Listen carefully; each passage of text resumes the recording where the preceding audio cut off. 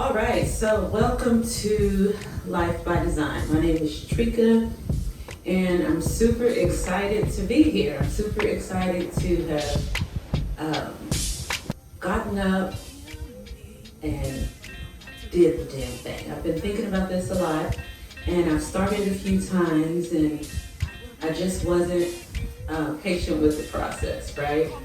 So I have been dealing with patience and dealing with my process. And I had a page on TikTok called Thinking Aloud because I do that a lot. I read a lot and I think a lot.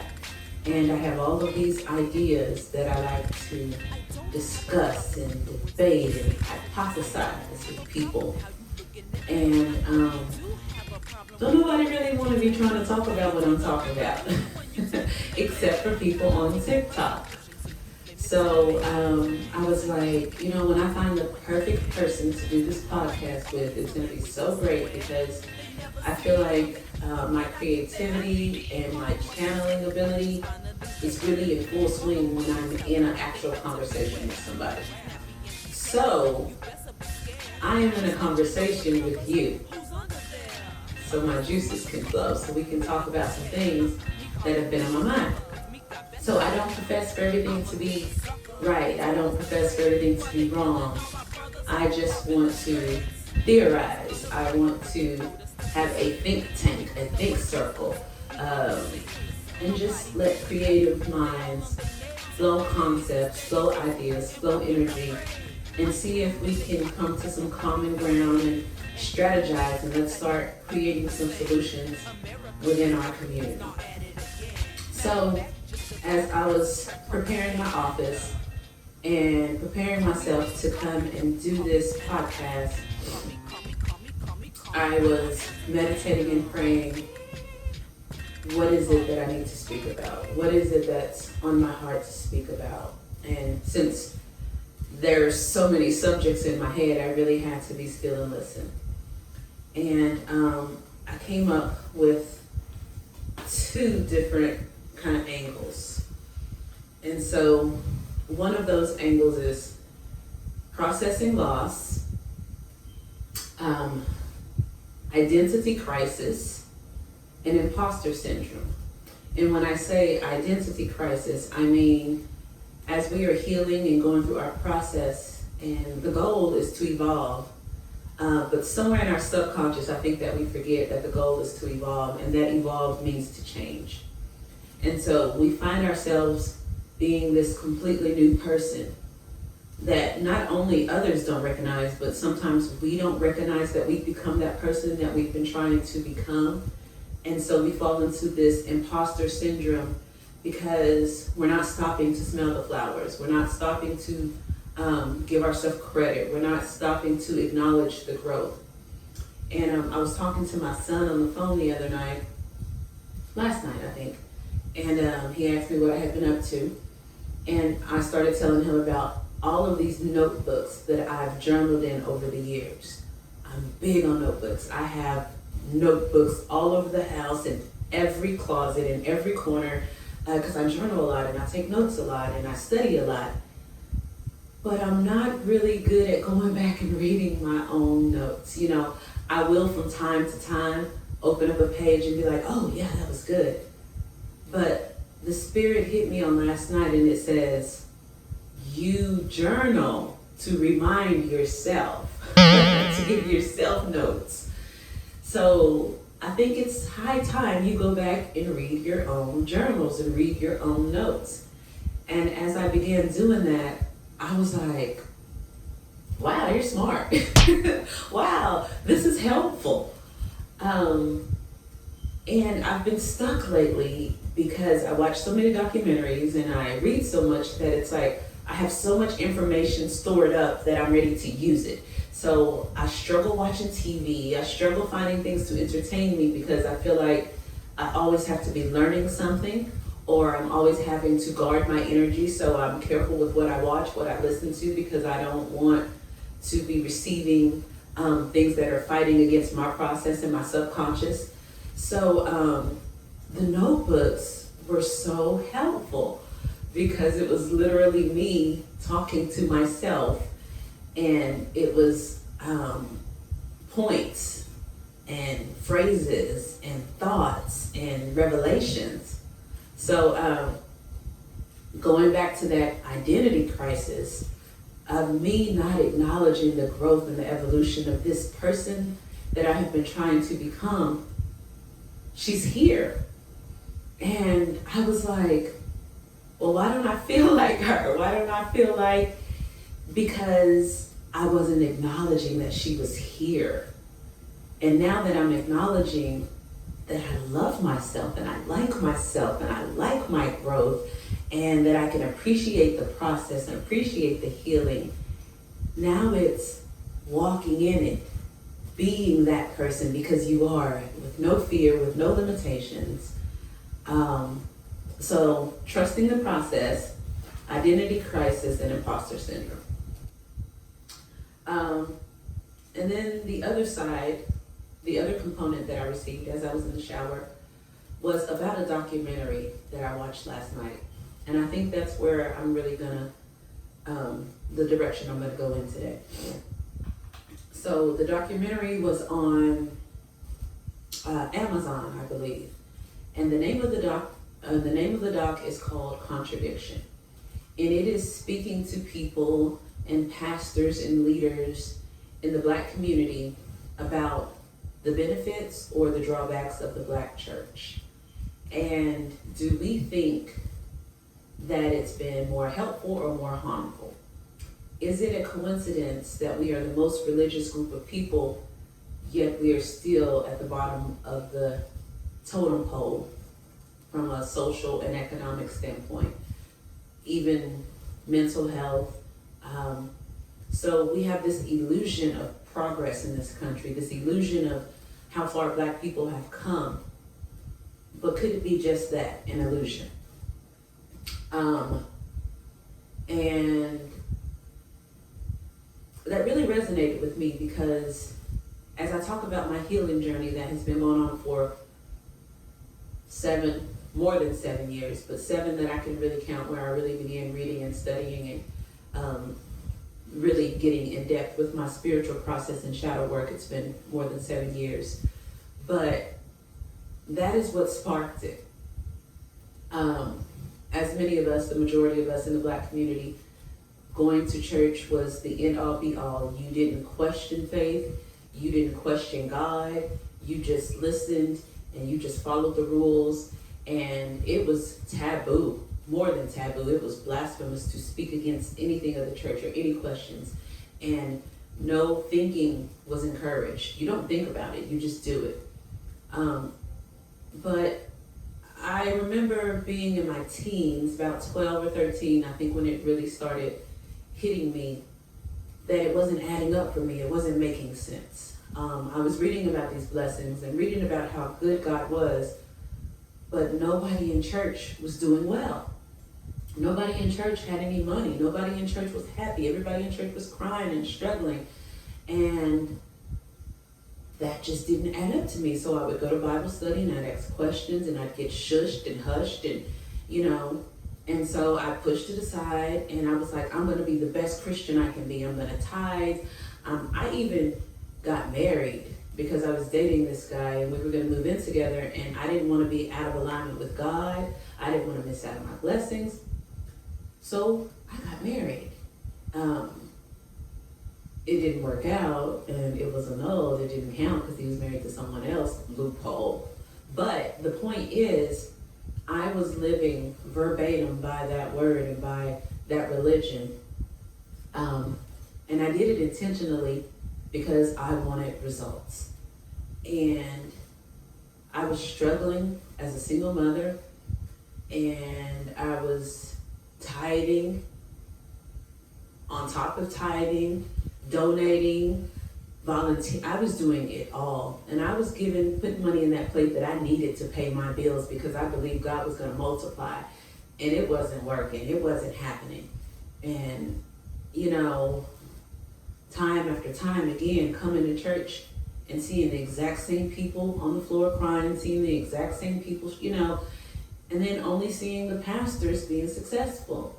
And me reading the word for myself and reading the preceding verses and the following verses and using context to realize, like, I'm not getting the same understanding out of this verse. And it just wasn't making sense.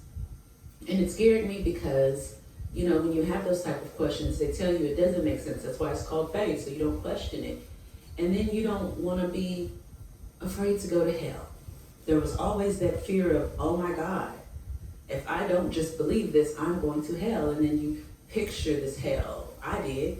I pictured burning and screaming. And I was like, how do you burn forever and not burn up? And how do all of these questions, but it was so fear-based. So this documentary was addressing those things. And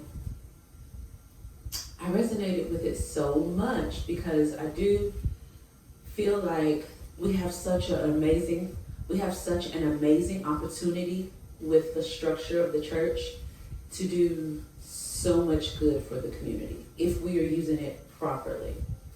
The fact that the church is able to get that type of commitment out of us, to get us to commit to come to this building 3-4 times a week, to get us to commit to stand up to our family and make our family go. It is like regulation for the husband, regulation for the kids.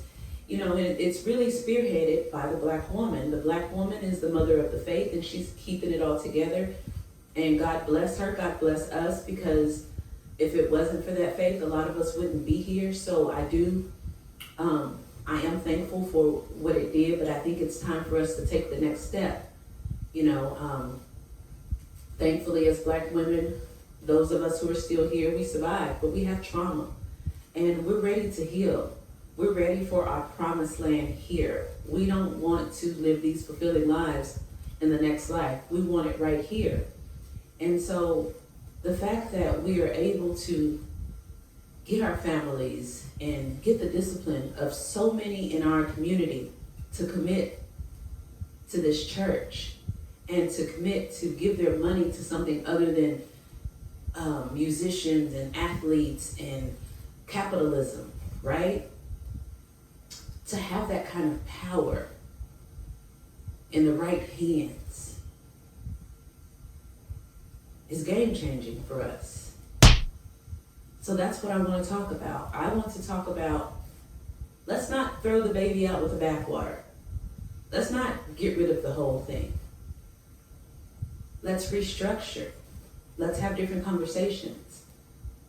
Let's keep our business in the church. You know how all of these years it's always been hush-hush on things that shouldn't have been hush-hush? Let's be hush-hush about our strategy. Let's be hush-hush about our movement within the walls of the church. Let's be systematic, strategic. Let's have leaders in the church who are activists, people who are actually doing the work, people who actually have a heart for the community, because churches are for the community. And so everybody has faults, everybody has flaws. So do we need some old man who really is trying to get with women and get rich and have a career? Or do we need women leading these churches because of our emotional integrity, because of our love for our children and our community, because that nurturing ability? And men and husbands and deacons and friends and brothers who really have genuine love for the community, let's let that be the prerequisite to who our spiritual leaders are. And let's judge them by their actions. You shall know a tree by its fruit. And let's really use the power that we have to make real changes. See, the time is out for marching. The time is out for voting. The time is out for inclusion. All of these years we've struggled to be included for equal rights. Sorry, Martin. Let's go with Malcolm's idea. Let's be separate. We may come back later enjoying some other people. But for right now, we gotta sweep our own front porch. Let's heal our community before we start outreaching and want to be so welcoming to a community that has betrayed us. Because as of now, we can't tell who the snakes are. Muhammad Ali said in an interview one time, if you open that door and a whole bunch of snakes come rushing down the aisle, and he was referencing, aren't there some good white people? If you open that door and you let all these snakes out, am I gonna say, well, I know there's one or two good snakes in there, or am I gonna say shut the door because I can't trust any of them? That's kind of my approach with white people right now. I don't have the luxury of picking and choosing who's good and who's bad and who's right and who's wrong when we have so much healing to do. So let's just shut that door, because that's what they want. They keep shutting us out, shutting it out. So let's agree. Let's stop fighting the inevitable. Let's shut that door. Build communities like we do churches, stick together, put our money together, our discipline together, make it a requirement to bring our families to these meetings. And let's really, really free ourselves. Not only free ourselves, but excel. Let's have that promised land, because we have the power. And the illusion was that we never discovered the power that we have. We have it, and the time is here. The time is now. Let's restructure. Spirituality, when you understand it, is a beautiful thing. But faith without works is dead. Let's understand the scriptures. Let's understand the chakras. Let's understand the energy of God and how miracles actually do manifest, because they do. But let's understand how, because it's not just John, Matthew, Mark said, did this, pray, miracle. No. It's a real process. And there are many of us who have done the process, who want to teach it, who want to help. And we don't know everything. We're continuously growing, but if you're like me, I'm not afraid to say I was wrong. I'm not afraid to say I don't know. Let's find out. Trial and error. My heart is in the right place. Let's do this. You know, God is real. And God is here for us. But we have to understand who God is. We have to understand how God speaks, how God moves, motives. And we have to really understand how to play this game that they're playing. Let's take their rule book and use it against them. We're going to follow the exact same rules. We're going to develop armed forces because we have to have defense. But we're on this religious thou shalt not kill, but we steady let them kill us. You know, it's okay for our country to get upset over capitalism, over greed, over oil, over things that ultimately don't matter. But they can let that be a reason to send troops, your man, your brother, your husband, your nephew, to kill hundreds of thousands of men, women, children in other countries in the name of capitalism. So that kind of murder is okay. And, you know, the storming of the Capitol, that kind of violence is okay. And violence is always okay when they say so. But when we get violent, they get to choose whether we live or die. How do they get the authority on who's to kill and who's to live? Because we're so religious. See, we got to use the same rules.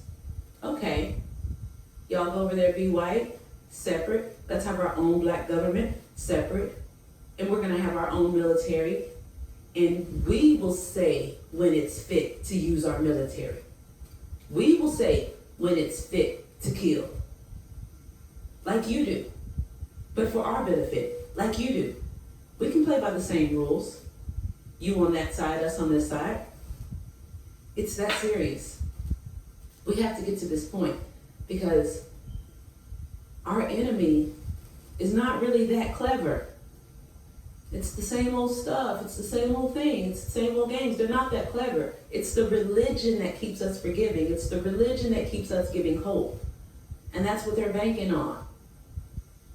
Let's not be religious. Let's be spiritual. It's a big difference. Let's learn to tie this thing together. There are people out there doing the work, studying to help us, doing the research, applying the knowledge to help us understand real spirituality. But God is us as a unit.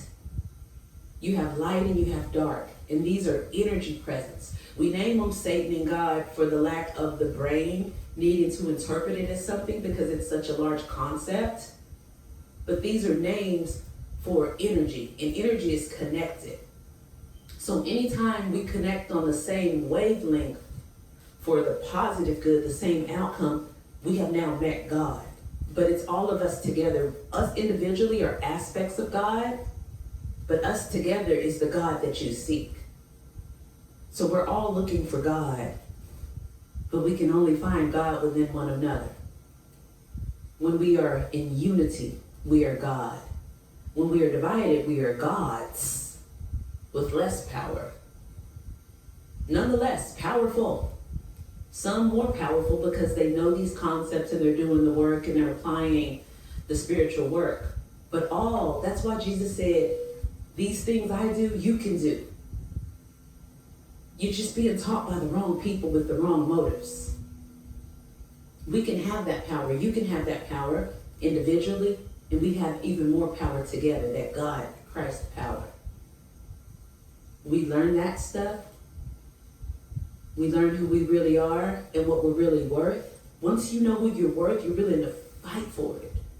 You're willing to fight for that blessing. You're willing to fight for that promised land because you know you're worth it. And you're not waiting on something outside of yourself to fix it. See, they've taught us to pray and wait and wait and wait and wait and wait. We can teach you how to pray and wait for something that's actually coming because we've done the work for it to come.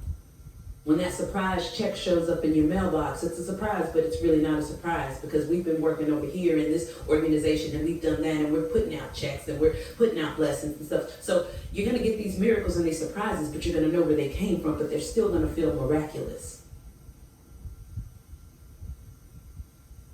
Let's reorganize the church. Let's not throw the church away.